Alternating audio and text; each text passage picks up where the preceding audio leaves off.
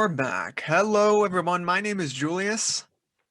I'm Brian. Brian is here to talk about some DC stuff, the DCEU. We are on the journey to the Snyder Cut.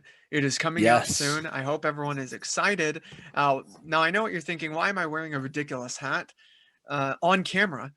Well, I've worn this hat on camera several times, especially during a very specific review that I did a couple years ago with Angel. And said review was for a film that we just got out of that night.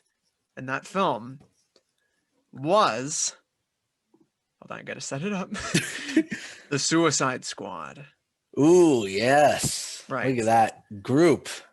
Yes, this is a group of sorts. Look at that unit. Yeah. So we are here to talk about the Suicide Squad. It is their turn to be discussed within the journey to the DCEU's Zack Snyder's Justice League.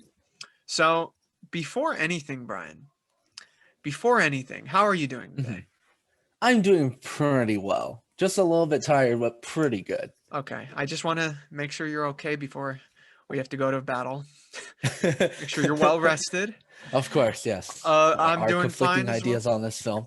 Of course. Before you get your ass whooped, you got to make sure it's tender. Of course. Now, the Suicide Squad is obviously a team that has risen in the ranks of popularity of DC and their catalog of characters plus teams. The Suicide Squad was not really the most known team before certain projects came out, like, for instance, the Batman Assault on Arkham animated film, which was a film that was about the Suicide Squad set within the Batman Arkham game universe.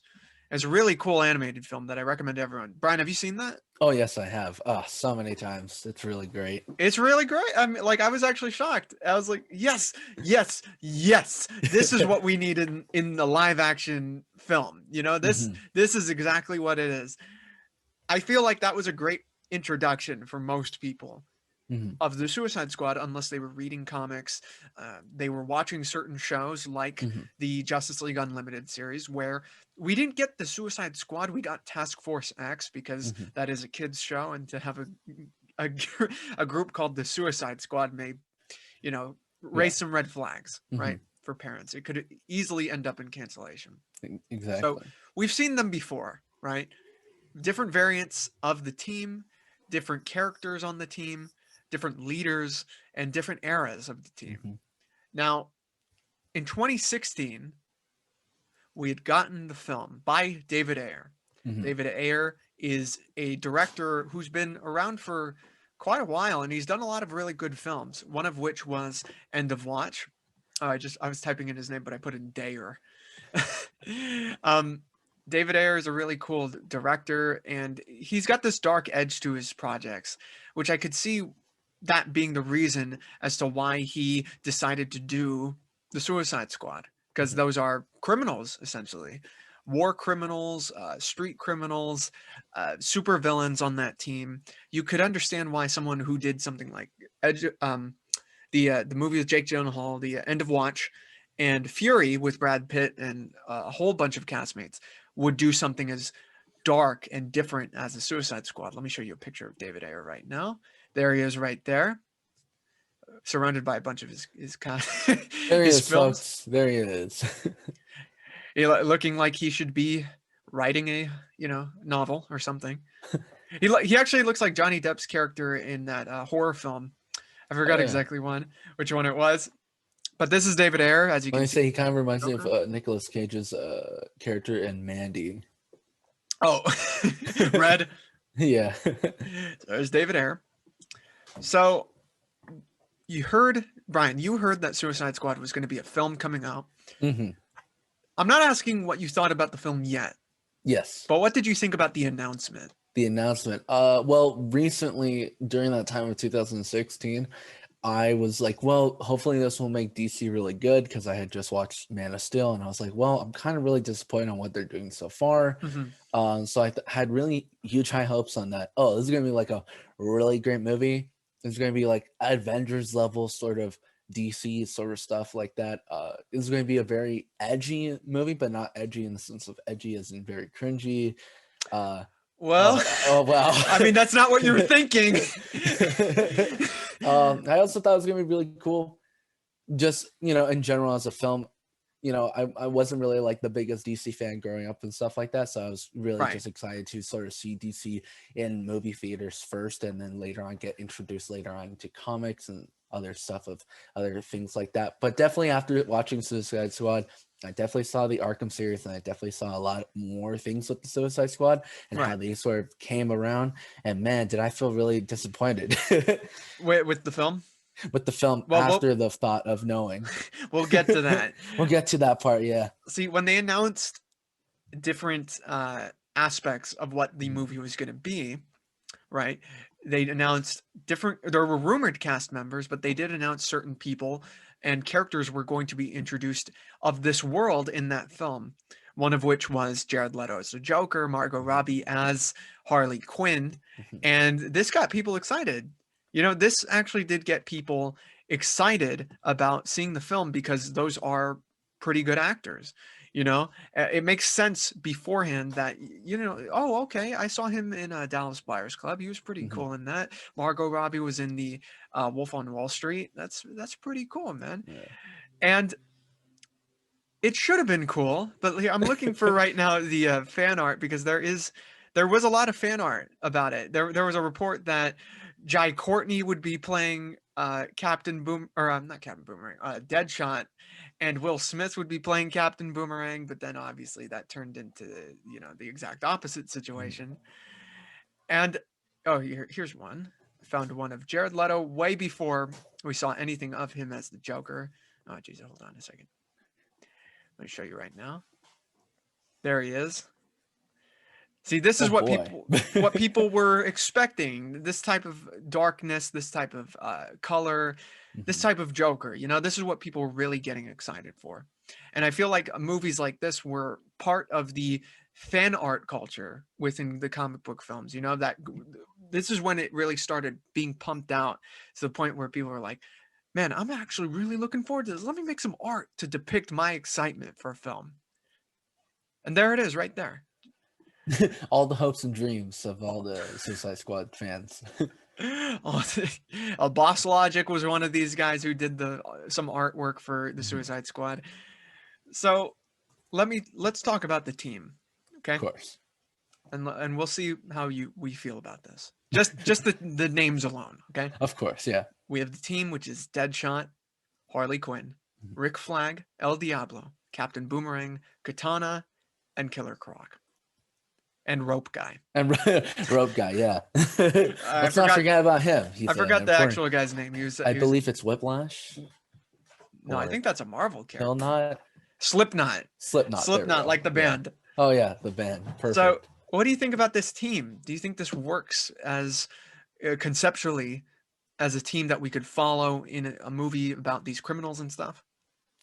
Well, I, as a sort of coming into, would you like my first impressions or just Yes, your an overall? Well, all first right. impressions. My first impressions, I, was kind of really excited to see Killer Croc and stuff like that Mm-hmm. because I didn't really see him in a whole lot of stuff within DC movies, mostly just their games, and I really wanted to get like that really cool practical look of what Croc could have been with like the huge ginormous head and stuff, or Right. even a little bit of CGI where it was necessary for fight scenes, of course.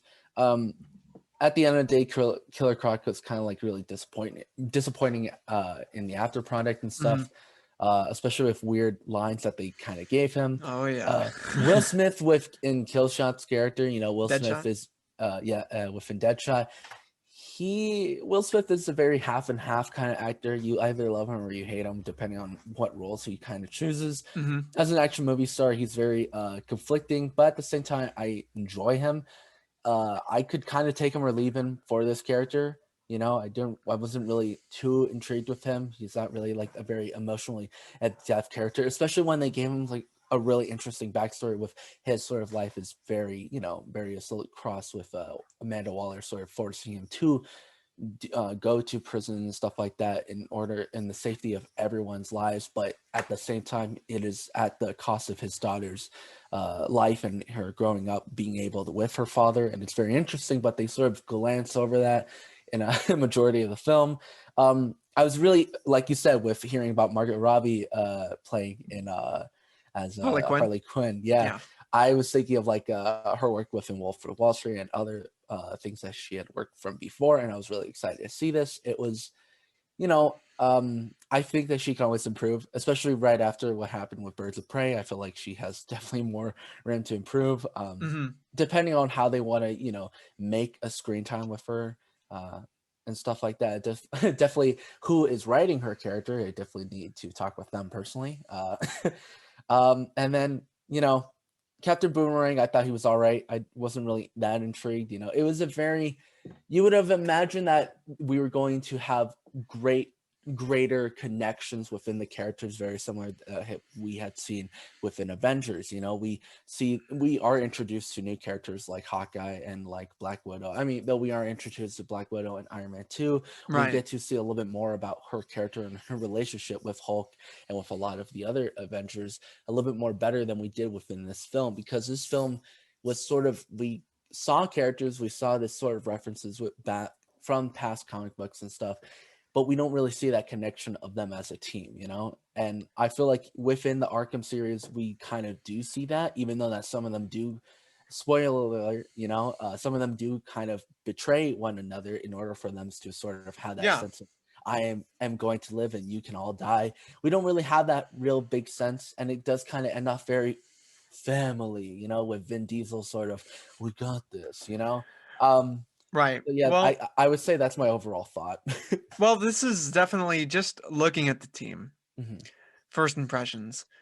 It makes sense that this would be a Suicide Squad Yeah. team. The look of them, I think, is fine, and I think that they could work like conceptually. Right before Yeah. seeing the I was gonna say film, El I was Diablo looks like my thinking, uncle. look, yeah, exactly. Like it's the one look that we get from Mexican men. Yeah. Very We- bead. yeah, I mean, geez, we'll get to that. I swear to God. Yeah. But just looking at it, I think it looks cool, Mhm. right? The team is cool. I want them to make room for each other to grow with each other, to have cool Mhm. interactions, to make sense as to why they're on the team in the first Exactly. place. I think Yeah. that's a very big, important point of having whoever you're having on your team, right? There before the first Avengers film came out, there were arguments of like, what's Black Widow gonna do? What's Mhm. Hawkeye gonna do? Right? Like these are characters that are relatively useless compared to someone like the Hulk or Thor. But in the movies we saw, that wasn't the case. Mhm. We saw They that can hold up someone, their own weight, and even sometimes even better depending on right, the situation. exactly. I mean, we saw essentially in that first film Hawkeye cripple the team Oh yeah. in the first like 2 acts of that film. So I'm hoping for that type of chemistry and that Mhm. type of writing with this team. Now, the reality of the The reality. situation. So, Actually, Brian, Julius, do me a huge favor. Let's knock off Slipknot. Let's just take him out, because the well, that's reality the is thing, man. That's the thing, man. So, ideally, like we were saying, these characters would have great use in the script and great use in this overall story, but that just doesn't turn out to be the case, Yeah. especially with my boy here. Poor Slipknot. Slipknot. Which I feel Um, like, no, I am kind of sad that he died in the beginning. I kind of wonder what could he have been used. Well, that's what I'm saying. A lot of these characters, based on the concept of the film, the idea of like they frame the film in that Superman dies, right? Mhm. Superman is dead. We need a team that A will team, stop the yeah. next Superman, who Superman. if he goes evil. But some of these choices just don't work for that. For instance, Slipknot, Captain Boomerang, Harley Quinn, Deadshot maybe, Killer Yeah, Croc I was gonna maybe, say you El can Diablo eliminate maybe, everyone but El Diablo, Killer Croc, and Deadshot. and Everyone else you Katana could just, maybe, yeah, and maybe. and Enchantress. I mean, Well, Enchantress is the villain of the film. yeah, Yeah, she's she's just just here not for the gonna follow promotional part. anything. Yeah. Yeah, she's not going to do anything. But so under that premise, it starts to kind of fall apart, and I feel like the movie suffers in that it doesn't know what to do with a lot of the characters, unfortunately. Um, so how do you feel about the premise of this team getting together, being forced together because they all have bombs within their necks? If they don't do what they're told, they're going to be killed, assassinated. Do you think that works with the we need to prepare for the next Zod? I think it.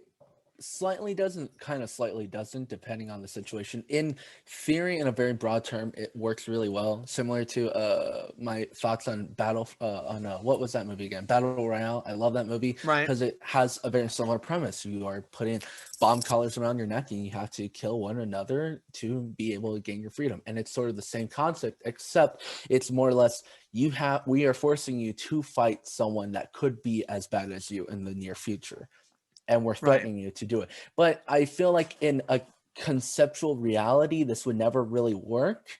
Though I believe that a villain would be sort of, more cooperating in the sense of, well, I do want to live, so I guess I can do whatever you guys want me to do. Realistically, I Yeah. think they're more evil enough to just be like, why would I want to help the grainer of humanity when I could just, on the most evilest of villains, just take me out right now. I have a master plan. Well, there are also deals that are placed with some Suicide Squad members, like you Mhm. do this for me, I'll shave off like 10 years off your Of sentence, course, yeah. right? We So see that with so Deadshot with his exactly, because yeah. Deadshot, who's definitely the protagonist of the film, I don't care what anyone says, he's definitely the lead Oh of yeah, he this. definitely is, yeah. He has the most character, especially showing his daughter, the relationship he has with his daughter, Mhm. how she looks up to It's him, actually even though Ben he's an Affleck's assassin. Batman for that first couple Oh, seconds. please. You're He's the you're main nice. character. You're really nice. Um, so I feel like, uh, look, man, like there's ways of world building, right? Mhm. And using Superman's death, it makes sense.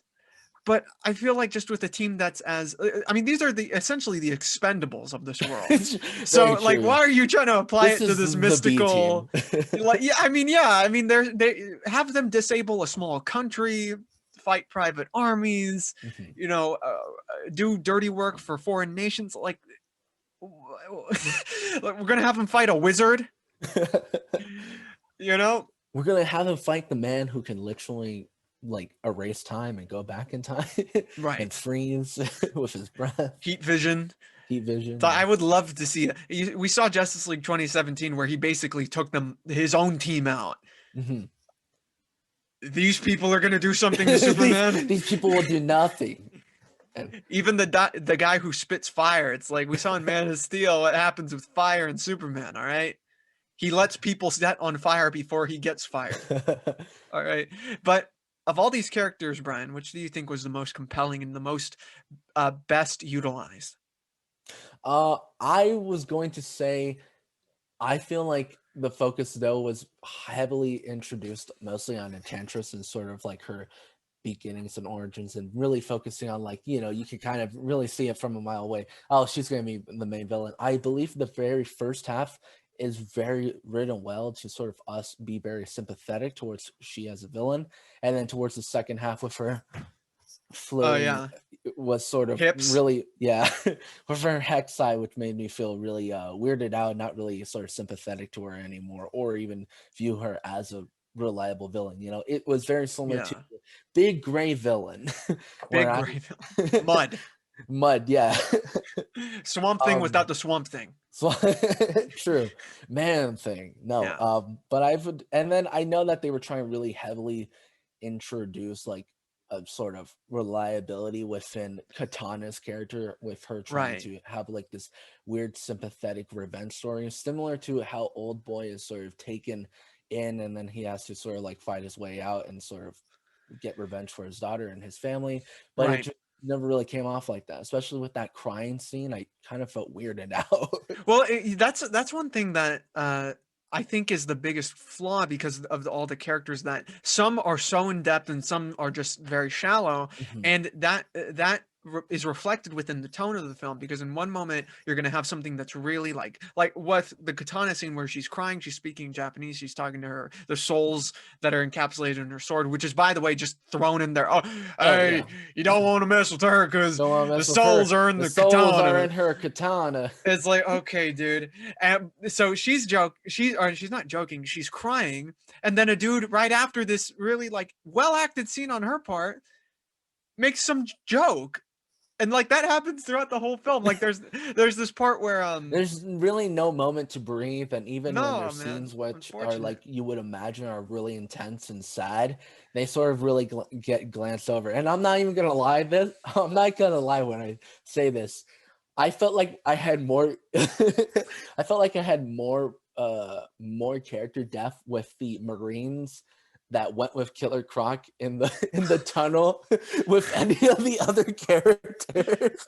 And I felt more sad for them dying than anyone else. Well, there's this part where like Harley Quinn is trying to escape. Mhm. Amanda Waller's there on top of the Yeah. roof, and she tells Floyd, the Deadshot character, Deadshot, to yeah. kill her. Will Smith. Yeah, it's like kill her. Will Smith. Yeah, she Yeah. tells Will Smith to kill Harley Quinn, and what happens is like he denies it first, but then she offers him something, and she's like he just immediately goes like, "Oh, she dead," and Oh goes yeah. in. It's like a laugh moment, and then the next frame, it's like this emotional moment where he can't like do it, like he can't do it, and he misses on purpose. It's like, oh, I mean, come on now, Yeah. come on. That's the problem with a lot of, with a lot of screenplays when they want to do like this very dark and edginess and then at the same time have this sort of relate. Because you can definitely see that they were trying to sort of get back into that reference of what the Suicide Squad, what made it great. It's a very Right, dark and sad concept, but that's the broadness. The right. coreness is of just these crazy maniacs who don't really care about life and don't really care about anything that happens at the end of the day but themselves. And that's the Yeah. funniness that comes from that. And I hope we do get to see that with the James Gunn sequel. I feel like we definitely will. Oh, But we'll get to that. Don't oh jump yeah, ahead now. I'm sorry. Don't I'm jump sorry. ahead I'm now, or you're excited. fired. You I'm got a bomb in your neck. excited. Don't worry. Oh no. Well, I gotta say that I think the best developed character in this was actually Will Smith's Deadshot. Like I Hmm. thought he was really good in the role, and there were actual talks of him getting his own film. I was like, oh, okay, I'm kind I of will down with say, I that. was gonna say, as a person who loves guns, Oh, I saw I saw a video of him doing training videos with him working relatable. on. I saw him doing training videos with ARs and a bunch of Glocks and other Berettas and stuff, and I How do you do? really enjoy the work and stuff. It was very on par with Keanu Reeves's John Wick work, where he sort of was doing the I believe it's the two revolver, one rifle, no, one two revolver, one repeater, one shotgun challenge, where it's you have Mhm. to fire as quick as you can. Yeah, I thought he did a pretty good job with handiwork with weapons and stuff. Yeah, well, it's funny that you bring up this gun obsession you have. This is definitely a film Mhm, that is about villains who are a paramilitary troop. They're willing to kill whoever they need to get the mission done. mhm. How do you think that works amongst the very heroism, the very iconic heroism that's supposed to be in this world? Like you have Superman in the world, you have Batman, you have Wonder Woman, you have Aquaman, the Justice League. How do you feel this falls into the mix of all that? Well, I would say definitely from the years of 2016 to 2017, it didn't really work that well since we had when watching both the Justice League, the original cut, and then Suicide Squad, I felt that there was no real discernibility of who was good nor evil since they sort of really messed up on the concept of Batman and a lot of the other characters from the Justice League, where I kind of felt like at this point there's no real big difference towards them except for Harley Quinn is just saying stuff about voices, and then the Flash is talking about brunch. Right. But now with a lot of the introduction to Shazam and to Aquaman and to Wonder Woman and and though 1984, which is really not that good, we at least get And Birds some of Prey. and Birds of Prey. Well, we don't talk about We're that. gonna talk about it. It has to be talked about. I know. With Birds of Prey, of course, and I mean, we definitely do see that disconnection now, where they were sort of at the beginning really struggling on how do we sort of have this concept of seriousness within the world, but at the same time, this light tone that Marvel kind of really perfected in the very beginning. Yeah. Um, and now we are definitely seeing that over now. It's sort of the roles have very much switched from Marvel as sort of being this very very serious tone and but lightheartedness to very, almost every time everyone's saying practical joke to now within the DC from being always serious, nothing really fitting well, even some of the lines not even working, to now having that sense of a very dark thing. I mean, look at Shazam with its very darkness about, family relationships and sort of not being accepted by, but there are Mhm. some really funny ass lines in there, and it's a really great movie. It's a movie for kids. I mean, Yeah. pretty much. And you have Fair enough. this Are you world. George Lucas? It's a movie for 14-year-olds. Hey, no, I'm Freddie Prinze Jr. You're just not. You're just mad that just it's don't not get going it. with you. Just mad. Lucas made the universe. You guys can't say nothing. Even though I can't voice act for anything. Oh, okay, all right. Don't get personal. I know. Let's I talk about just Will Smith. Mass So Effect, Will Mass Smith, Effect. I thought was the best part about this film, without a doubt. I mean, he basically owns this role. I hope we do see more of him because I thought he was actually good, and he could probably do really well with a great Yeah, script. I would definitely like to see him in the newest in the Sorry? sequel. I was gonna Oh, say I would definitely like to see him in the sequel. yeah. I mean, look at this, and I think the costume was really cool. Oh yeah, I Honestly. love that mask. I felt like it was such a shame that he didn't wear it more often. Mhm. But I mean, they definitely people when you see Will Smith, you definitely want to see Will Smith. But I don't know. I felt like they used it very little. I wanted them to use it a little bit more. I just real quick, can you get a photo Hey, of that man, mask? That mask is so cool. actors need to. They want to show their face. Come on now. They want to show their face, but that mask is so cool. Doesn't matter. I mean, look over. at Pedro. You know that worked. Okay. It did work, but you're not Will Smith. No, Will yeah. Smith wants to show his face. Wilson, yeah. Yeah, that was the He deal. was born and raised on the playground where he spent most of his Okay, life. I will put you in the waiting room. Let's talk about the antagonist. Mm. Your girl. Mm. The Enchantress. Yes, Miss Bed Bath and Beyond. All right. So, honestly, I've never watched this film again. So, and I remember that she was an I've watched this 2 more times. She was an archaeologist who didn't know how to be an archaeologist because she broke the artifact almost immediately. She got infected with the spirit of the Enchantress, I believe, and she was possessed. If that's correct, she had 2 identities within one body. The Enchantress took her over. She had a relationship with Rick Flag, which was being tampered with because of this identity, and she became the main villain, causing big, giant mud creatures, minions for the Suicide Squad to fight. Gray monsters, my favorite antagonist of all cinema. And then she had a brother who was kind of like heavy for the film. Oh yes, the big red enemy. Totally new color scheme. And she wanted to take over the world, right? Yes. Was that? I mean, that's the concept was the concept was enemy wants to take over the world. Give us money. Watch it now. So Brian, what did you think when you saw Enchantress in this film? How'd you feel?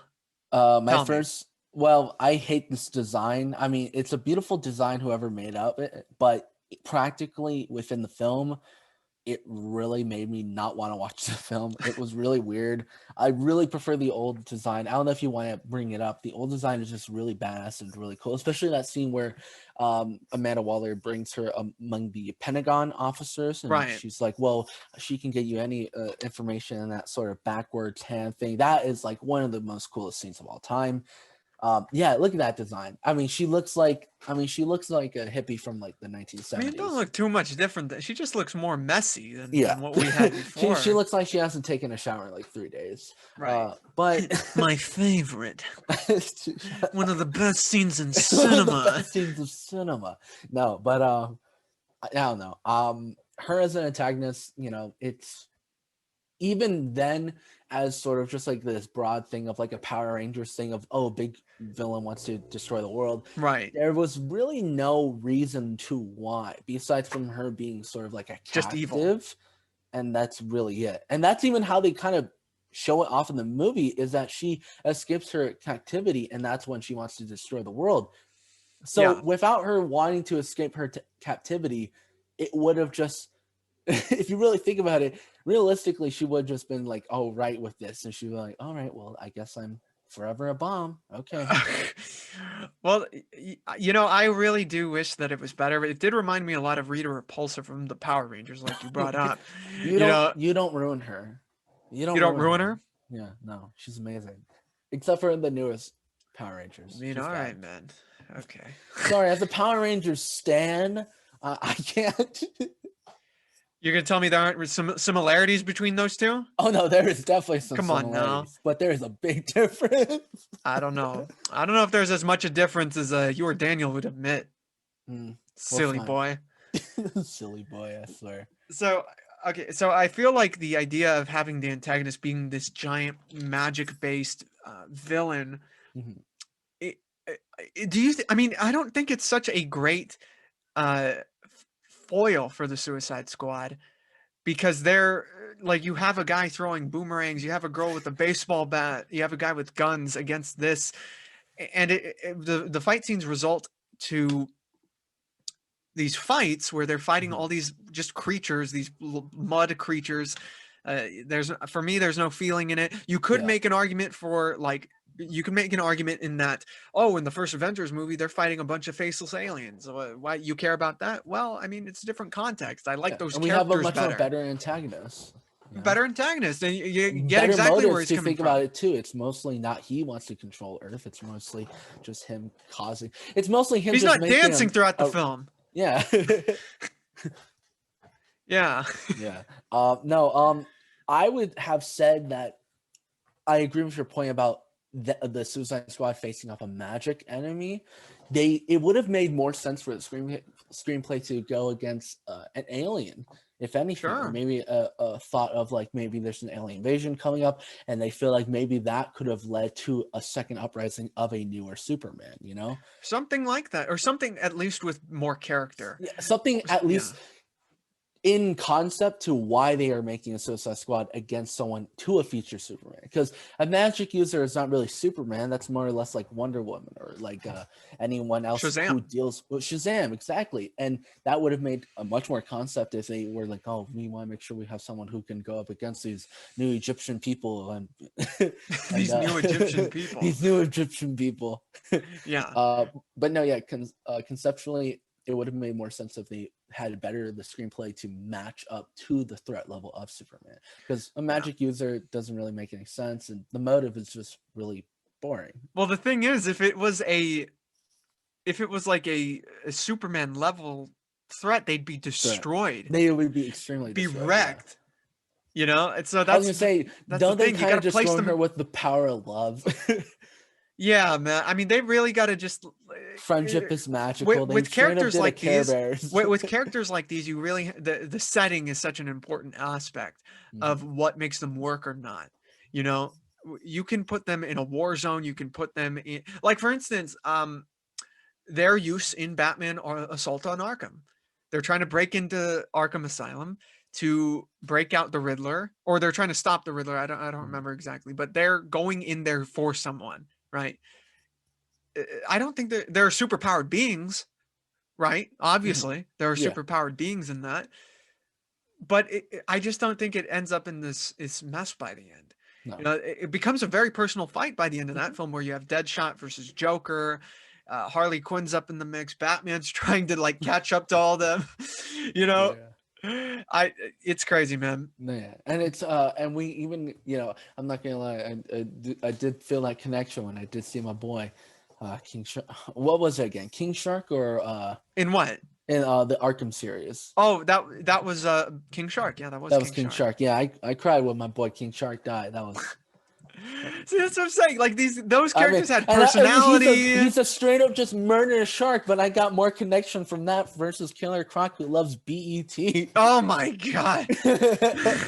Oh, that's another thing, man. How did you feel? I want to ask you how you felt about a lot of these characters kind of relying on stereotypes. I mean, like El Diablo is like this gangbanger. Like, El Diablo is he's straight up just my Uncle Mateo. Yeah, I know. He lives down the street. I mean, I meet him up in the front of my house. I see him in front of Winchell's. I mean, Jesus. He goes by the Big Saver. He sells what is it? He sells Takis and stuff. Yeah, sells Takis. So, like you have El Diablo, you have Killer Croc. He's like, I got BT. I'm beautiful. I got BET. You know, Katana. You like they. I feel like they replace character for stereotypes and jokes and stuff like that. And it's unfortunate. But however, I will give them credit. You do have this cool little moment, one of the few cool moments in the film, where it's them in a bar. This bar scene where they're the bar each scene. other. I thought that was a cool, really well directed scene. No, I felt at the moment watching, I was like, "What are you guys doing? You guys are literally just in a battlefield." realistically, I kind of figure out like how real paramilitaries would sort of go in that situation. We as citizens like to think like war is a very stagnant sort of just like an onslaught of Very barrages, but like dramatic type deal. very dramatic. But real war is very much, you don't even get to see people by a whole year in service and stuff. And this is I felt at that moment rewatching again. It's a very peaceful calm before the storm moment before we have to go back into the really bad screenplay and the really bad character development, because I felt like at we that gotta band together. Us treacherous criminals have to band together for the power of love. For the power of love. But no, yeah, I definitely got that sense of connectiveness that we were missing guys. from with bad guys. No, I definitely got that sense of connectedness that they were trying to show within the film, within the very beginning, but we were unable to get that at the, Yeah, and that actually had one of my favorite, like one of the few laughs I had in the film. That was actually laughing with the film, where it was, they get there, Rick Flag deactivates the bombs, and because like fuck it, man, like it's just like he's done. He gives up, and then Captain Boomerang just runs out. Like I thought that was hysterical. But then he shows back up later. But yeah, he shows back up. He just comes back. He's like, well, I'm in it for the long haul. I'm in it for the long haul. Well, mate, I don't know. I gotta get paid somehow. Gotta get. I didn't have enough rupees. I didn't have enough prawns on my Jesus Christ, my barbecue, I guess. But Brian, we did bring up you boy. You know who I'm talking about? I believe so. This man. Oh yeah, Mr. Cameo himself. Mr. Cameo himself. So I like his bat grill. His bat grill. You mean his bat grill? His brand. His cow brand. Yes. Imagine Batman going up to cows with that. Moo. Moo. Martha. Okay. So we had say her name. We had a couple of appearances by Batman. I actually do think the film is set in Gotham City, I believe. Right? Yes. So it's kind of bizarre that he wouldn't be in more of it. But okay, so you can only get Ben Affleck for a couple days. Yeah. So Ben Affleck shows up as Batman in the film for a couple of scenes. A scene between him and Deathshot where they fight. He actually acts like Batman, and he says, "I don't want to do this in front of your daughter." And I was like, okay, we're getting somewhere. More Batman than Batman versus Superman. It's like he doesn't want to kill. I mean, before the Batman, he would have killed him. No, yeah, before he was going to be throwing people against the wall. With straight up throwing boxes at people. Like that's. But okay, this is a little bit of Batman right here. I don't want to do this. This is some good Batman right here. Okay, all right. We also have him show up in a scene between him, Joker, and Harley Quinn. We do not see him interact with the Joker. No, physically. We do see him punch Harley Quinn. Interact physically with Harley Quinn. Yeah, just punches her in the face. I bet you he punched her with that Batman glove right there, with that brand. With the brand, yeah. Well, we all know that's what you would have liked to see, Brian. But aside from that abuse, yeah. What did you think of Batman's involvement in the film? Did you want to see him more? Did you want to see him less? What are you thinking? Well, after seeing the Batman versus Superman, I definitely did not want to see Ben Affleck's Batman. Just in general. Just in general. I thought it was interesting with the cameo because Amanda Waller's like, I did give him a call, and it is very we do have to see at least some references. We don't maybe not a cameo, but at least some references to know that we are all in the same universe. Yeah. They're in Gotham. Yeah. I mean, when Marvel was doing it, it was very tasteful at some points where it's sort of like, oh, this is hinting at a future thing, and then to the point where everyone's like, I don't care about the movie, just give me the cameo, But definitely this, I thought was, now looking over, I thought it was pretty great, especially with the whole scene within Gotham. Now, maybe looking a little bit more into it, yeah, I probably would have liked a little bit more of him in there because, I mean, it's such a weird thing to be like, oh yeah, the superheroes are out there doing more important stuff. What is more important than this ginormous laser monsters show killing everyone, and also, might I add, ruining a bridal show. Remember? Don't forget that. Exactly. Ruining a bride show. Honestly, they should just call Batman right then and there. Blowing up the Denny's. Blowing up the Denny's. I mean, the Dunkin' Donuts is on fire. Where's Batman? There's mud people everywhere. Someone. Will Smith is in the streets shooting people. Like, come on, where is Batman? Slipknot is hanging from a roof dead. Okay, but that, he had that going. No. Let me escape. Let me escape. You. Yeah. No, But I don't. Yeah. I feel like within the universe, you definitely, once you're halfway through the film, the first half, you feel like, oh, this is interesting, and then the second half, logic goes out of the window. Everything that you would think is possible is just ignored. Like, what is Wonder Woman doing at this point besides from sexually assaulting another man? Brian, come on. What is the Flash doing besides from getting brunch? What is Cyborg doing but thinking about what he Cyborg's doesn't have being any creative. hands? Cyborg's What is hiding. Aquaman doing besides from dealing with Amber Heard? But Come on. no, Not trying to get political. Oh, of course. Maybe a little bit. I don't understand. It just doesn't make any sense. There's such a huge threat, and they're like, let's send in the untrained murderous killer. Well, at least Batman.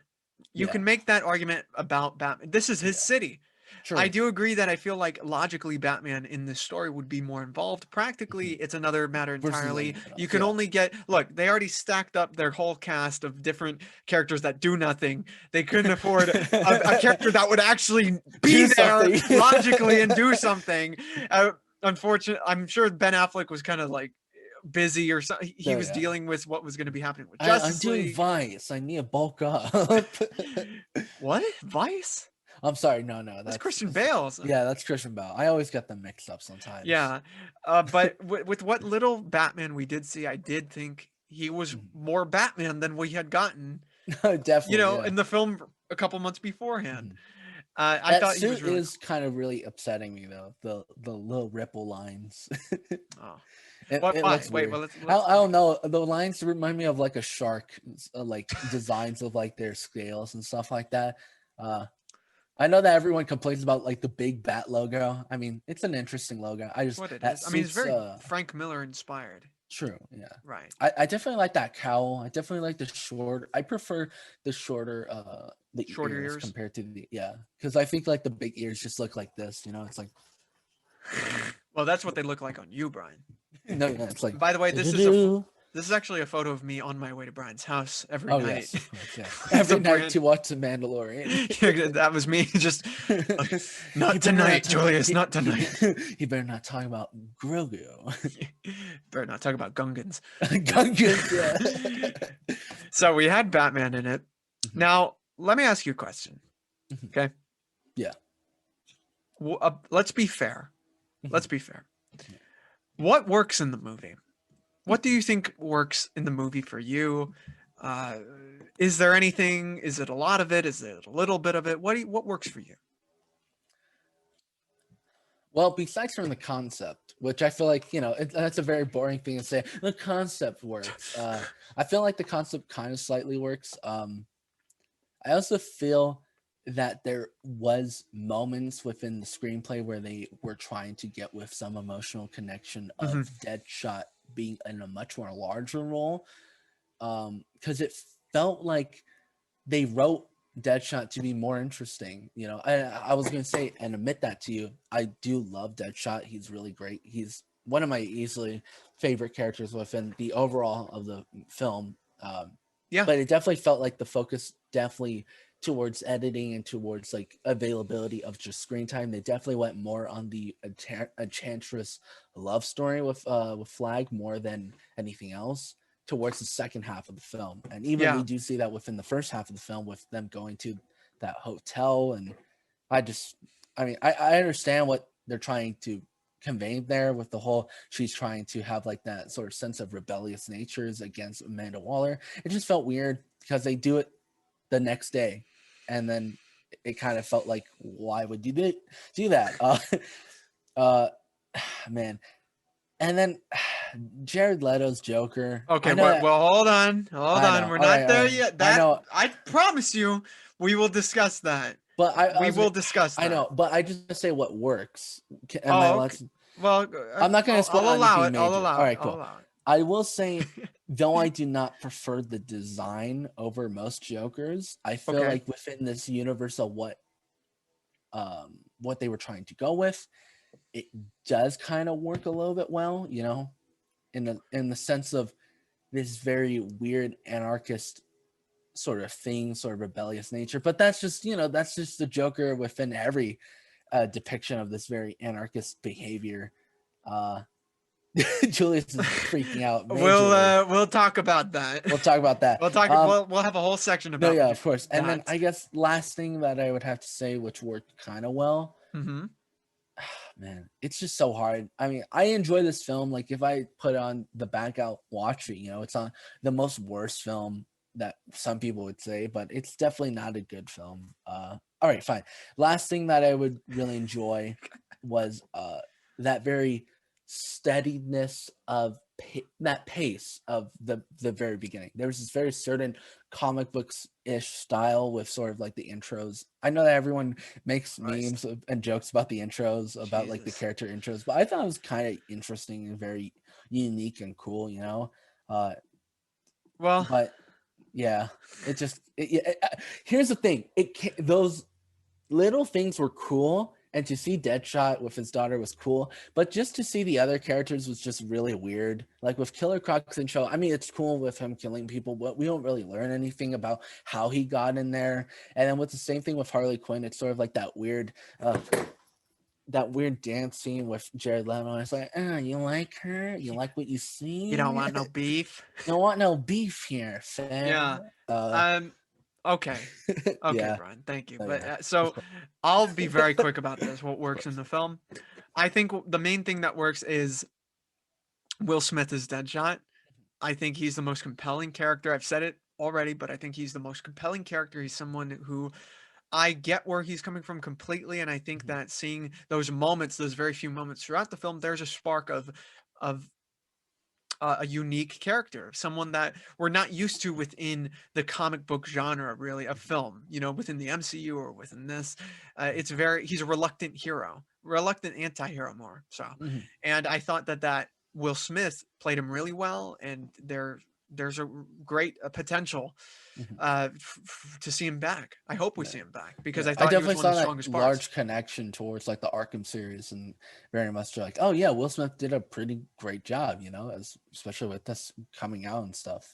Right. Okay, so let's talk about what actually doesn't work. Yes. So I'll just tell you right now. Let me bring I my think the list. film. Here, I mean, let me bring out my notes. Page 1 of 200. okay, so you brought up the opening as Yeah. working for you. Yeah. I gotta. I don't. I just don't agree. I think that the opening is really just choppily edited. Mhm. It's songs after songs after Yeah. songs. The I songs mean, are kind of annoying. this was honestly an indicator of what happens when you have so many characters you don't know what to do. It's you just okay, and this one, and this one, and this one, and this one. This is when Where you decide to you need just to go fully indie film. well, this is where you need to apply them correctly, where they are introduced throughout the story in ways that make sense to push the story forward rather than just halt it. Because I feel like, and apparently there are like three different cuts of the film, edited by three different people, including the person who edited the trailers. So I feel like that's a reason as to why it felt like uh never ending That's trailers right, at the yeah. beginning.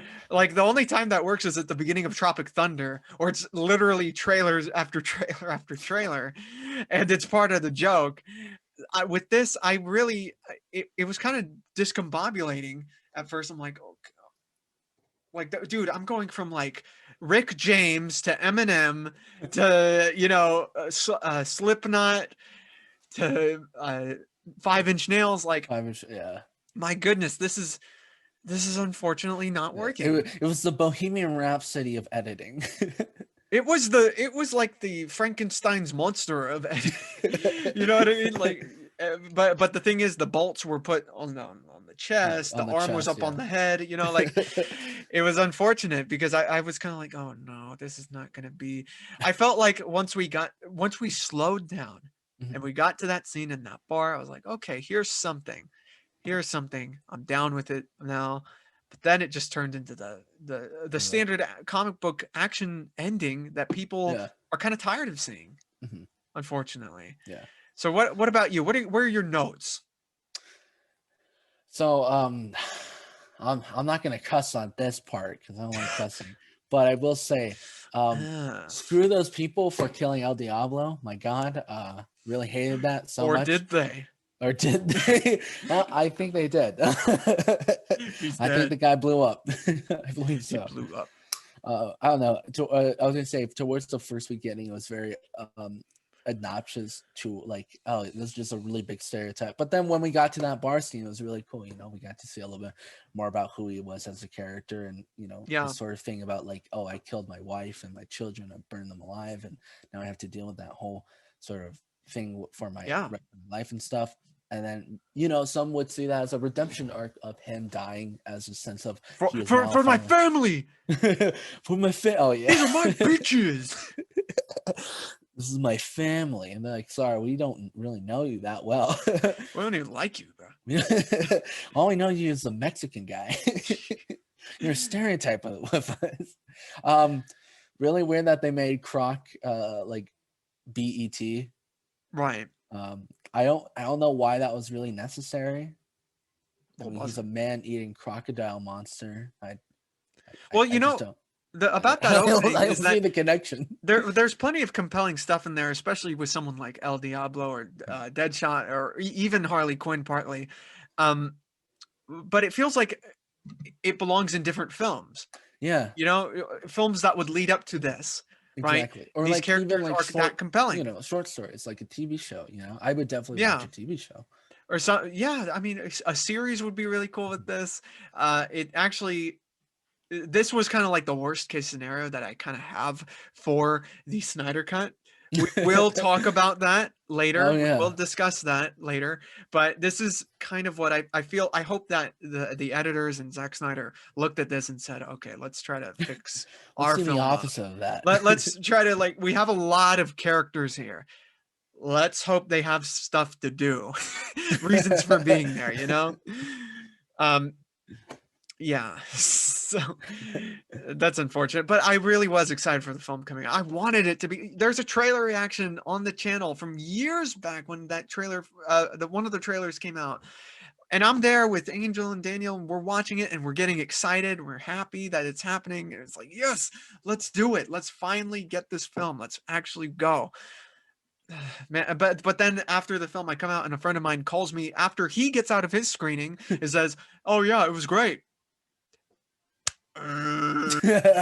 Just hung up right then and there before I could respond. You son of a bitch, you bastard. It's a masterpiece. Yeah, he was like, yeah. So it just got out, and it was great. I was gonna say it's kind of really Got scary to pissed. think by that time, and then up to 2017, that was the greatest DCEU movie, What was? the Suicide Squad. If you think about it, No, I don't. I don't even. compared to Man of Steel and Batman vs Superman and I'll Justice say. League, I will Julius, say that. Well, you want to Justice be League real didn't over come out here? at the time. Justice League didn't come out at the time. No, I'm But saying I would like say Man of towards Steel is 2000. better. I would say Man of Steel is better, even though I'm not a big Right. fan. Man of Mhm. Steel is, I think, a better film. All right. But we're talking about movies that. Okay, look, we're gonna get to the movies we like. We'll Okay. get to the other stuff. Yeah. I was gonna say one other thing I had a huge problem with was Okay. I mean, and I don't know if this was a real complaint from you. I just felt like it was weird to sort of like really over sexualize Margot Robbie and stuff Mm, in some things. right. I mean, it's Margot Robbie, and I know that she was just in Wolf of Wall Street, and everyone thinks Right. that she's a very beautiful woman and stuff like that. I just felt like it was weird, kind of really unnecessary with some scenes and stuff like that, Hmm. which don't really make any sense with the undressing scene. Right. I Yeah. mean, she's more or less of a weird, quirky sort of, I'm not gonna use that term. More or less of a weird sort of crazed maniac, and not this weird, dumb bimbo in some scenes. I Well, think she's that not she dumb. I mean, that's the thing yeah. about the character that I think that people who write the character kind of miss sometimes is that she Mhm. is not a dumb character. No, yeah, she's She is definitely a not. she is a victim. Yeah. She is a victim of what the Joker did to her. And oh my God. And that's another thing we have to talk about, which I actually Yeah. completely forgot about in my notes, Yeah. was the relationship between her and the Joker in And the the Joker, film. yeah. I real Uh, quick before you say my anything, goodness. that Okay. acid pit scene. I really like the acid pit scene. Okay. So before anything, Mhm. before we even go there, Brian, Before okay? everything, of Let me pull course. up a picture of two These freaks. these two. I was about to invite someone. These clowns. These clowns. You Okay, invite so Joaquin Phoenix. Joker and Harley Quinn. Mhm. This is most definitely one of the most touchy, depressing, and realistic relationships and Yes, this depictions of is abuse every in high school comics. relationship. Okay, stop. I'm gonna mute you. I swear to God, just stop. Look, listen. Yeah, you're muted. Okay, so Sorry. so with the Joker and Harley Quinn, Mhm. right? You have to be very careful how you approach this. Harley Quinn was introduced in Batman the Animated Series as, at first, this kind of like joke of a character, like the henchman of the Joker, someone who was definitely the butt of a lot of jokes within the show at first.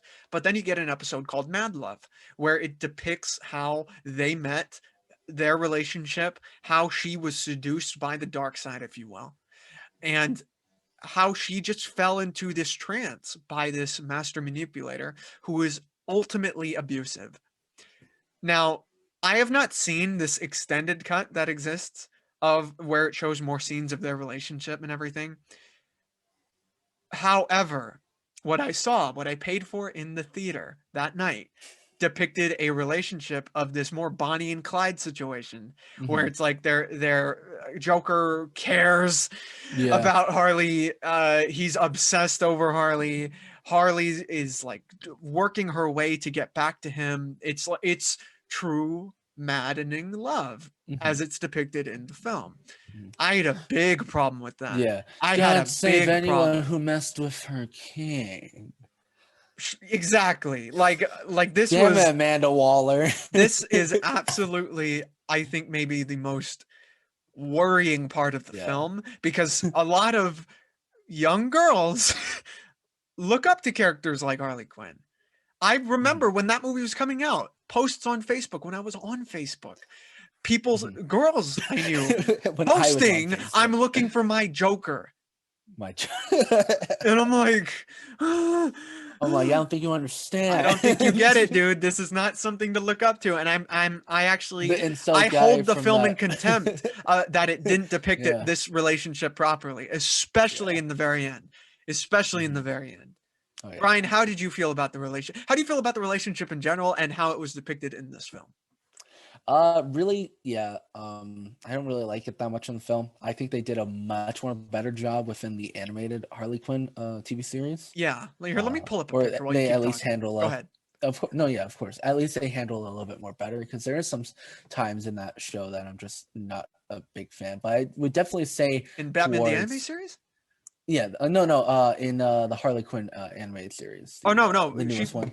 Oh, okay. Well, in Batman the Animated Series, she was introduced. That's No, when no, Mad no. Love was. Definitely in the Batman the anime series, they definitely, yeah, they Oh, you're perfected talking it. It about was the really new great. Harley Quinn.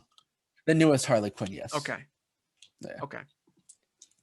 What do you think of the relationship in general?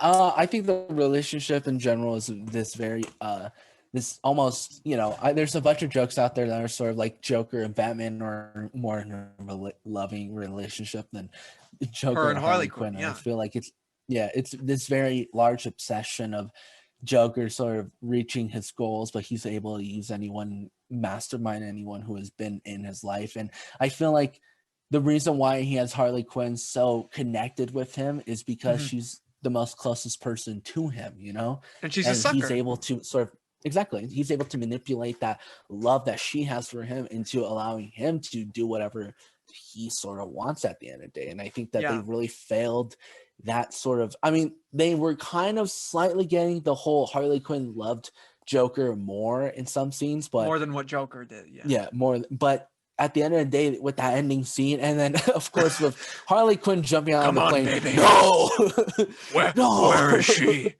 Like, where oh is my she? god. So, I mean, look at this image right Yeah. here, right? She's in the middle of the Mhm. real relationship between Mhm. Joker and Batman. You know, this is absolutely, I think a better depiction of this, right? Of Joker, Mhm. at least Joker's focus on who Mhm. he really loves. A better depiction of that is in the Lego Batman Mm. movie. Okay? True. That depicts it so much better. And Harley Quinn isn't really involved in it too much No, yeah. in that, but that just shows But it's the way he symbolic treats by her itself in too, you even know. Harley more. Quinn's barely even in that movie because it's so symbolic of Batman truly loving Joker more than And vice versa. and vice versa. Exactly. Yeah. This story right here that I'm showing all of you is a tragedy. And unfortunately, the movie, the Suicide Squad film, misses the mark on that Mhm. completely. They play it more as a hot topic joke. I mean, my good, Yeah. my God. It's very much the hot topic of the DCEU. Yeah. Did you ever talk to anyone about the, have you talked to anyone else about the relationship between Joker and Joker and Harley Harley. Quinn? Yes, one of my friends, Jacob, which I think you've met him once for my Okay. birthday. We very much love Batman and stuff like that. And we do talk about Joker and a lot about that things. Uh, I think I brought it up to him, the relationship with Joker and Harley, like, towards senior year. So this was like a good 2 to 3 more years after the movie came out, and we were just making fun of like how bad the movie was, but how great potential there was. And I think we did glance over like, oh yeah, if you really think about it, Harley is just sort of being like, it's really much an abusive relationship, but they Yeah. really just like glanced over that, and they were just like they're in love. And we were messing around because by that year, you know, every girl was sort of dressing up as Harley Quinn. Right. And then I That's made fun of worrying, it because man. I remember his girlfriend dressed up as Harley Quinn. She made her boyfriend like Joker and Harley Quinn. And we and him both laughed and was like, well, at least you're not an abuser. Thank God. Um, I know, thank God, man. this But is no, it some, just, yeah, I understand where you get from. It's sort of like that way of how, like, you know, the imagery of how society wants to make sure that children are able to be acceptable to various things out there, but at the same time trying to sort of keep that sense of childhood behaviors within their mind. Sort of like you don't want to show a child like red asphalt, you know. You know, what I'm trying to get at the end of the day is you want to make sure that you want to have a real depiction of what's going on in reality instead of this very fluffy sort of everything is fine right. reality point of view to show Right. someone. Because if you just show them that, then by a really important age of their time, by a really important time of their age, they will definitely view things much more weirder than you would imagine. You know, imagine Well, if with a someone's filter, yeah definitely. I with mean, a and that's filter, what you this know, movie does, I think, definitely, especially they just they keep on romanticizing the yeah, relationship that is abusive inherently, where she Mhm. like there are moments where it's like that moment you talked about with the Mhm. acid and everything. He goes Would you back die down for for me? her, It's yeah. like what I mean, I know that that is bad. You Mhm. know that that is bad, Yeah. but there are going to be some Mhm. people who read into that at a vulnerable and formative time in their life, like these Mhm. girls, these guys, and they may very Exactly, well misread especially at it. such ages too, where they think that could be. I mean, and no, realistically, I mean, I'm not gonna say realistically, but for a broad term, people will be like, "Are you really sure that people are gonna really take advice relationships from a cartoon or I've anime seen it. movie?" I've Yes, seen it. yes, Okay, don't yes. even. I've seen it. These movies honestly are so amazing and they're very impactful. I mean, look at the Clone Wars; it's so depressing and it's just straight Okay, up well, we're not talking CGI. about Star Wars right now. Ah, Don't but we even try it. could, but we could. Don't try it. Don't try it. You underestimate my metachlorian account. Okay, so let's move on to Of the course. future. We've talked quite a Hmm. bit about The Jesus Christ, past. And Suicide Squad. This is what we you do talked to about me. Star Wars. So, we've talked quite a bit, but we're going to talk about the future. So, the future of Suicide Squad.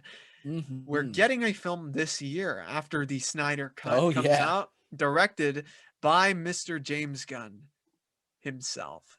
And look at Ah this. yes. So, Woo! This is There's a my boy. picture, There not he is. not even showing everyone in the cast. This is Oh definitely yeah, more not even everyone. people, more strange characters, more crazy things, and this, by all accounts, should be a train wreck. I'm hoping it's not. I don't think it will be. Yeah. Based on the movies that James Gunn has written and directed in the past, like Mhm, Super, Slither, Guardians of the Galaxies Volumes 1 and 2, mhm. I'm very much looking forward to this. Oh, You, you skipped one. what did I skip? I was talking about Brightburn, Oh well, I mean, he but executive produced that. That don't oh count. yeah, yeah, yeah. Come on, All right, stop, all right. stop it, stop it. Ah, all right. So, I mean, it's still pretty good. yeah, but it's not his movie, silly No, yeah, bastard.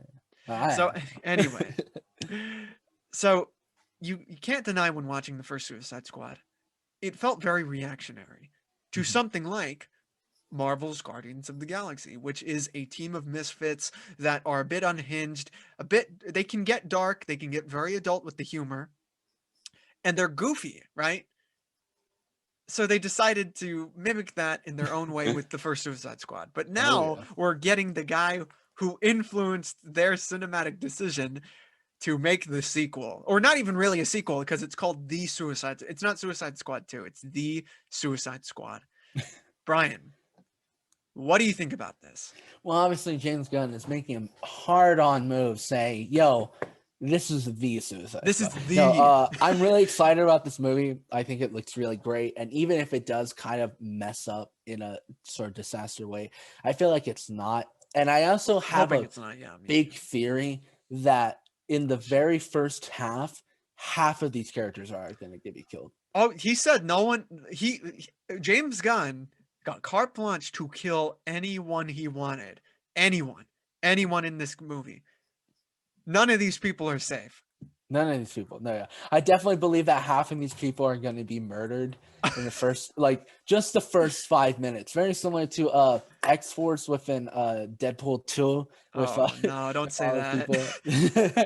Don't say that. I'm excited to see James Gunn's brothers As Weasel. as the Weasel. Yeah. I'm excited to see John Cena's character. I feel like they're really going to focus a lot on John Cena's Peacemaker. character. Yeah, Peacemaker, and then Idris Elba, and then I I I want to see a little bit more on King Shark. I don't know if they will use him a whole lot because he is very fully CGI, which I like practical stuff, but oh man, he looks so good. I love it. Well, they got I an insane cast here. I mean, oh yeah, they definitely. have Idris Elba, Margot Robbie, John That's Cena, Nathan Flula Boar. Fillion, Flula Borg, Peter Capaldi, Sean Gunn, Pete Davidson, Jai Courtney, Michael Rooker, James Gunn staple. Like they have an insane cast, and Oh yeah. this may be one of the best looking, just Oh no, yeah, definitely. aesthetically best looking films of the year Oh yeah. already. I mean, that see what Flula Borg is wearing looks. It seems just some like Bible Man, or Bible man, yeah. the character Fillion plays in Super, the Jesus type Hmm. character. Like it looks Hmm. just like, oh my god, I'm so excited for that. No, I'm yeah, ready. me too, I'm man. ready. Oh yeah. I'm Polka Dot super Man. excited. I'm pumped. Coconut man, yeah. Where do you think this may hopefully I say Mhm. succeed where the last film didn't? I feel that the thing that they're going to exceed most on is relationships. And I Mhm. feel, and you may be thinking like, oh, there's a lot more people than in the last one. Yeah. Let's just be real. They're just automatically going to succeed in everything. Cause I mean, the bar is kind of very low. Um, And James Gunn's a pretty damn awesome writer when it I comes to know that. James Gunn is really amazing. But like I said, I feel like they're going to, with the whole cast, I feel like they're definitely going to kill off half of the entire cast in the Oh very my first god. 5 minutes or even Shit, 10 minutes, and then 95%. How about that? no, yeah, 95. Yeah, it's just going to be John Cena, and It's just gonna because no one saw him. no one saw him. Yeah, No one could find him, so no they one could saw kill Peacemaker. But him. no, I definitely think they're going to cut off immediately half of the cast in the very few couple minutes, and then the rest is going to be devoted towards the relationship of how these characters sort of act. We're going to see in very situational things where each very similar to a video game. You sort of spec your skills into one thing that, oh, this will help me in this area.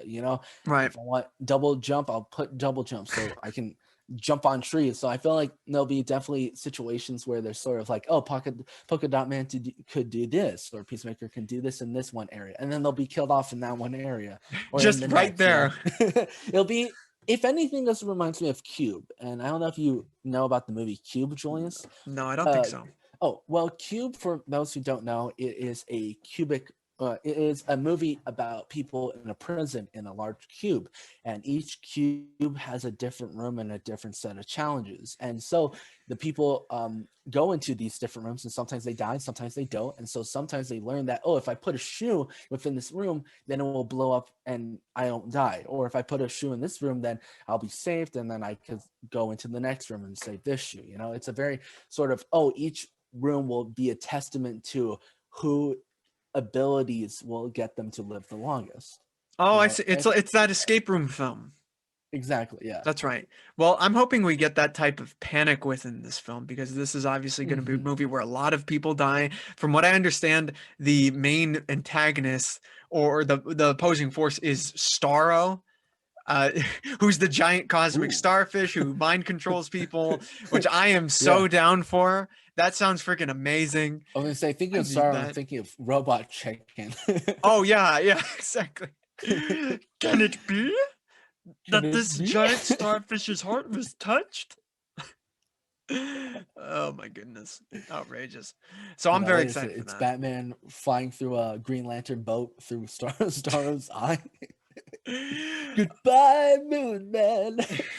Okay, the All next right. we're actually going to talk now about how this Oh, does really? tie into the Snyder Cut. This Mhm. is the journey to the Mm. Snyder Cut, Brian. So we have to discuss how this will interact, whether it The be connection. thematically or with characters. Now Mhm. there's one character Mm.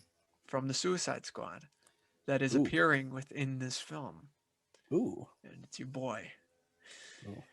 Society. Society. Oh man, look at Jared that. Leto is coming Yes. back to play Yes. the Joker within the Snyder Cut in the night, or not the Nightfall, the Nightmare Mhm. portions of the film. Yes. How do you feel about this? He's obviously looking much different. He's acting very Oh, yeah. different already. Very yes. How do you feel about seeing Jared Leto's Joker in the movie? Man, besides from it being a big meme and feeling like this was not real, or it was a fever dream, I Society. it's very weird from how he would sort of approach the character, but I definitely do prefer the look.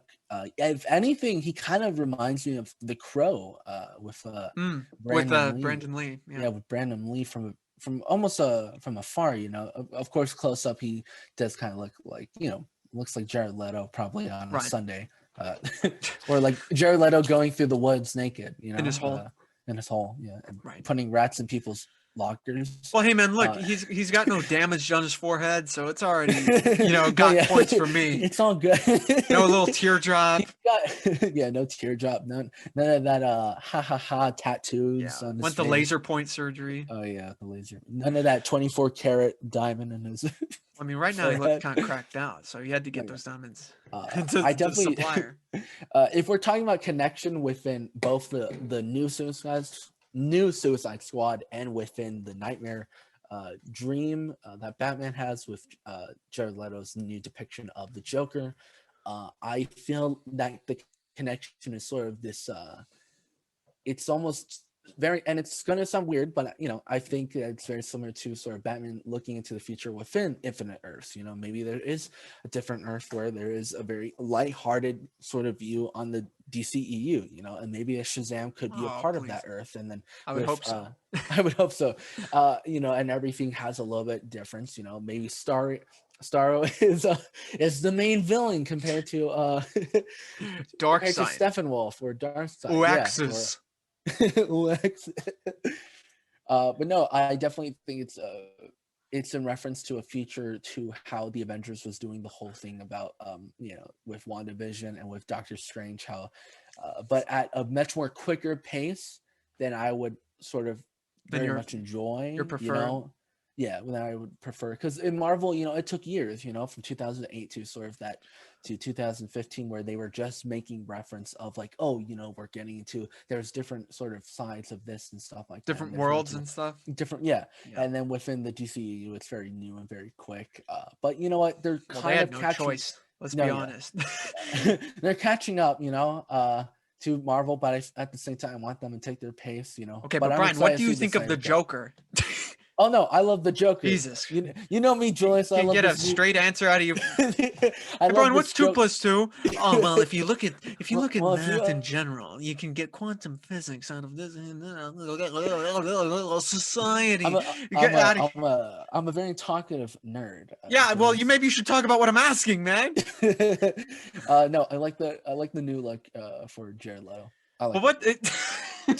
Well, no, what do you want me- I like that. I like the design that doesn't look really bad. Well, it I reminds think. me of something you'd see in like Amnesia or Ooh, yeah. BioShock, like with the surgeons, very Yeah. bloody Or take like on a it. character from like Dead Space or something like Yeah, that. Or yeah. I mean, I think his voice, I think, is already better. He's not oh no, doing yeah. some wigger He looks ass. like he looks like someone from Resident Evil Biohazard. Yeah, he actually does. Welcome to the swamps, Welcome boy. to, welcome to the swamps. So I'm hoping that he's good. What do you think of the line "We live in the society"? I was actually shot. Hurt when I saw it. I was like shocked. I was like, wait, did he actually just say "we live in a Yeah, society"? when You I were the saw first thing I that, thought of. yeah. When you showed me that trailer, I was like, wait, did I hear we live in a society? And We then live in a society society. Batman. where honor is a distant memory. Oh man. I don't know. I think Zack Snyder is knowing why he's putting that line in there for a good little laugh in there from the fans. I don't know. I don't know if it's gonna be that major within the film role. I think it's just gonna be like a sort of side note where Batman has this sort of spiritual journey, very similar to the Justice League, where he goes through this sort of very thinkative process of like, oh, Superman and stuff like that. But instead, it's going to be a little bit more expanded upon like sort of his own personal fears about like what is good and what is bad, and how the depiction of good from Superman is sort of was bad within his nightmare. Maybe this one we might see the depiction of bad of Jared Leto's Joker Joker, as yeah. good within his nightmare. Sort of seeing this sort of contrast within that Joker was saying how like society could have been fixed if Batman did this, if Batman Right. sort of did, if Batman did kill, which I mean he does, and this newer universe In the but movie, yeah, he's killing. Well, that's maybe funny. maybe, Well, maybe he tells him don't kill. oh, you're okay, right. So what's funny about this is that it is a world nightmare where Batman is killing more, I guess. And Mhm. I'm hoping that the conversation comes up of that, uh, Batman, you're a killer now. You've turned Mhm. into what you fought against. You turned into Mhm. me. We are not different anymore. We're Mhm. allies now. I'm Mhm. I'm almost certain that the Joker and him will be allies within this nightmare world where Darkseid and Superman are taking care of their business. And I'm waiting to see how I feel about that when I Mhm. watch the film. Because for Mhm. me, seeing Batman and Joker team up is just not something I've seen it in cartoons before and everything, but I'm just like, yeah, I'm not even down with it really there. But well, so we'll see how it works in an actual feature film. In that film, yeah. I'm hoping the writing. It is going to be the first time we see Ben Affleck's Batman interact with Jared Leto's Joker, Mhm. so I'm hoping it's good. I'm hoping it's iconic. Mhm. The bar has been really raised. You've had Christian Bale and Heath Ledger and Michael Keaton and Jack Nicholson. I want something really powerful when I see Batman and Joker meet up.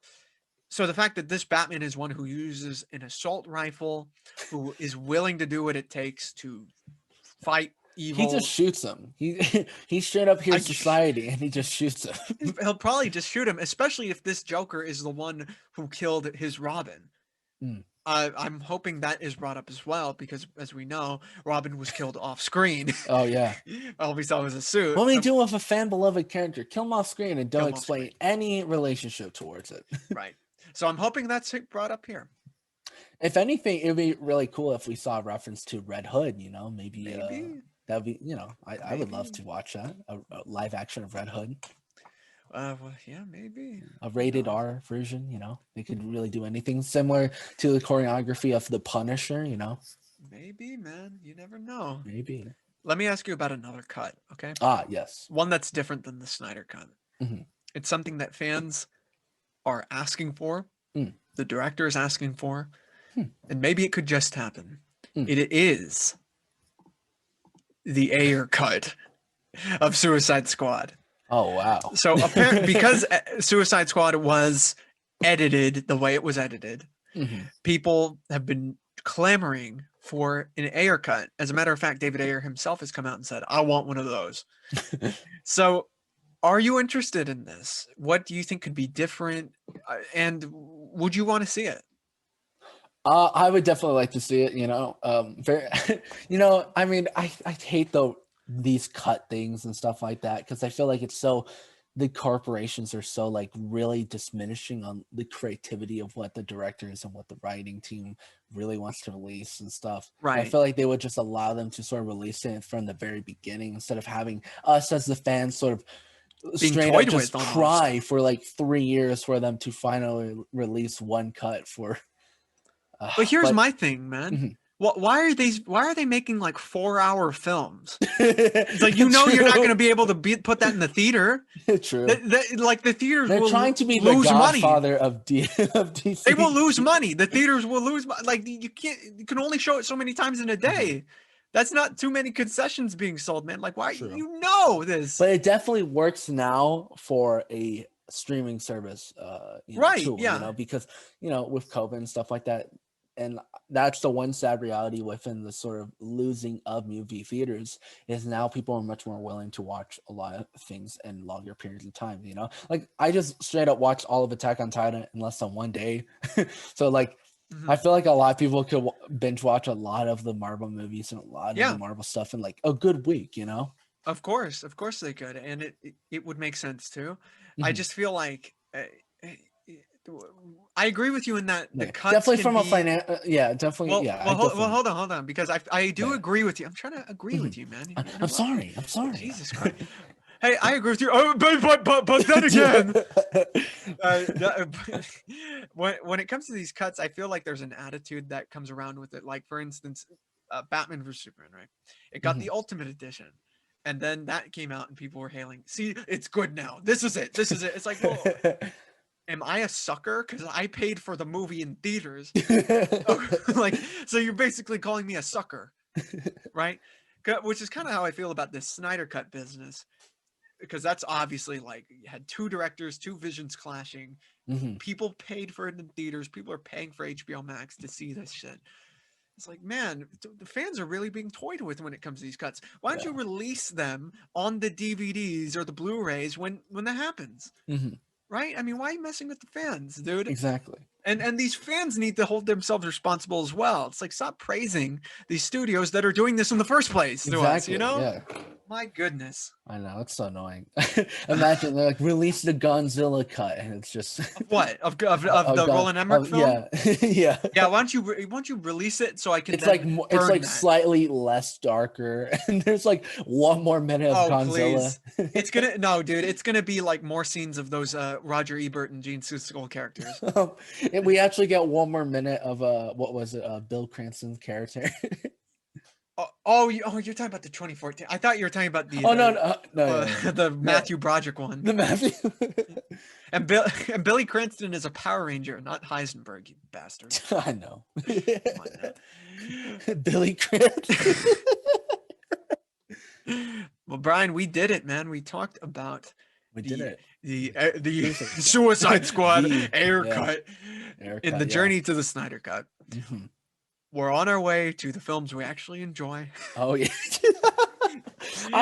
Slightly enjoy it more, I Suicide guess. Squad. Yeah, slightly. Well, It's like a five that's out of cool, man. 10. Yeah, That's you, man. That's cool. yeah.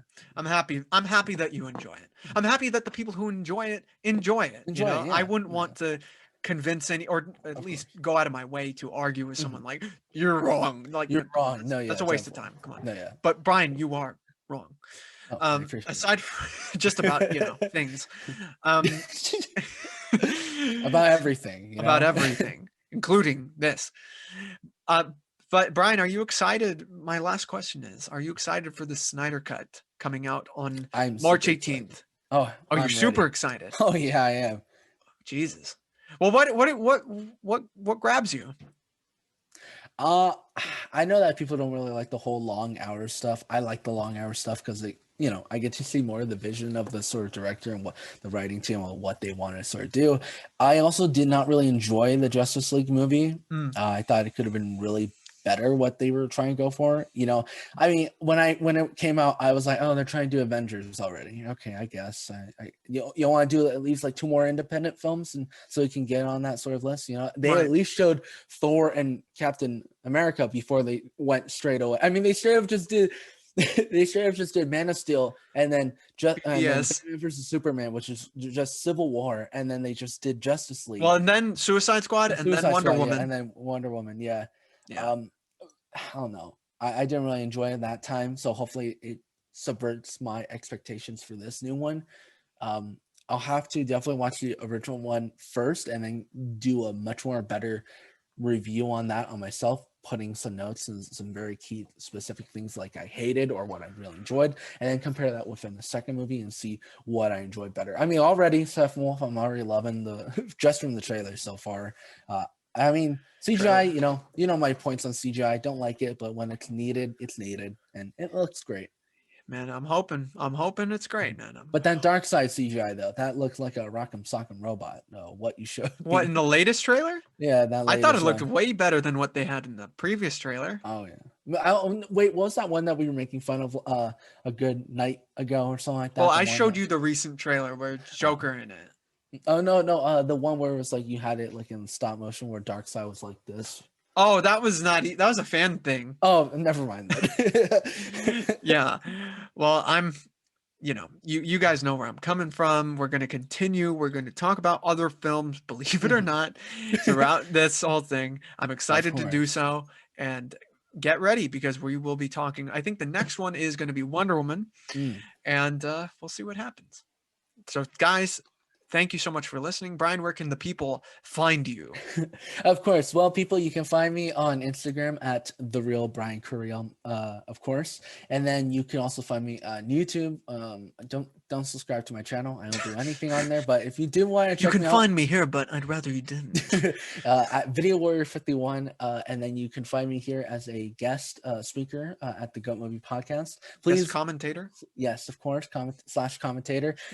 You hit that like button, subscribe to Julius's channel. It's really amazing.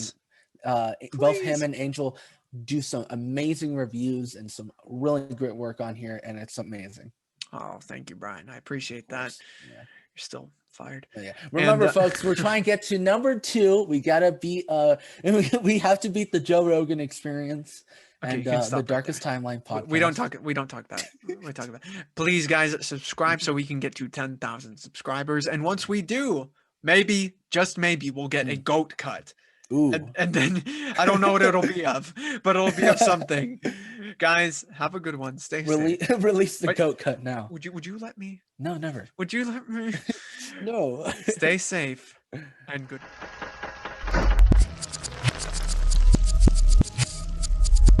The GOAT Podcast is proof you don't have to look any further for movie news, reviews, trailer reactions, or special discussions. Subscribe, get notified about what's going on, and I promise you'll be entertained by our daily content on YouTube. If you want more, we're on Twitter at GOAT Film Podcast, Instagram The GOAT Podcast, and the GOAT Movie Group on Facebook. Get connected with us, see what's happening, and make sure to love it while you're doing so.